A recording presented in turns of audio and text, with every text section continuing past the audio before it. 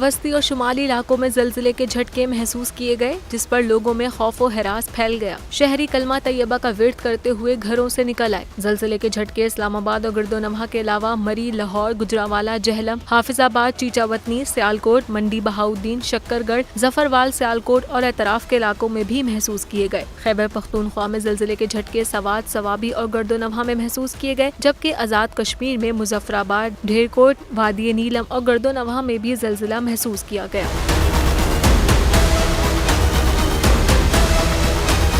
नेमा मरकज के मुताबिक ज़लज़ले की शिद्दत 5.6 रिकॉर्ड की गई। 1:04 पर आने वाले ज़लज़ले की गहराई 10 किलोमीटर थी और मरकज मशरकी कश्मीर था। यूरोपीय ज़लज़ला पैमा मरकज ने बताया कि ज़लज़ले का मरकज भारत में पठानकोट से 99 किलोमीटर दूर था।